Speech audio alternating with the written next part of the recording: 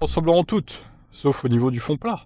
En tout cas, pas au niveau du fond plat. Alors, ouais, une zone qu'on verra pas, nous, à l'œil nu, quoi, en fait. Que personne pourra voir à part les ingénieurs. Même pour un œil relativement moins entraîné, ces F1 2022 ont un look bien différent par rapport aux F1 de l'ère précédente. Avec un changement aérodynamique aussi important, pratiquement tous les composants sur la voiture doivent être modifiés, confirme Mike Elliott, directeur technique de Mercedes. Donc de l'avant à l'arrière, tout est différent. La conception de tous ces nouveaux composants a été un énorme défi. La nouvelle voiture est complètement différente de celle de l'année dernière. C'est juste une conséquence des règlements. Les composants ont une forme très différente. Mais les monoplaces 2022, si elles diffèrent des 2021, ne risquent-elles pas aussi de toutes se ressembler cette année? Ça serait presque logique, puisque la F1 a voulu brider la créativité des ingénieurs pour limiter les écarts de performance.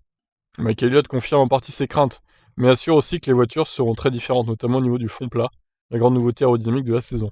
En tant qu'aérodynamicien, ou ayant une formation aérodynamique, j'aimais bien les anciennes voitures et je me suis pas encore habitué aux nouvelles, mais elles sont tout simplement différentes.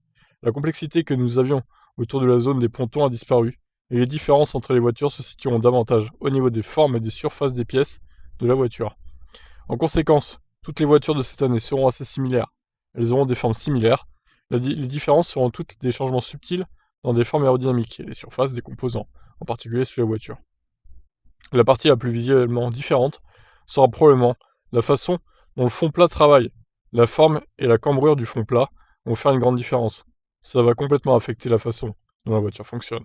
Ok, bah écoutez, on a hâte de voir un peu quelles seront les différences entre les monoplaces.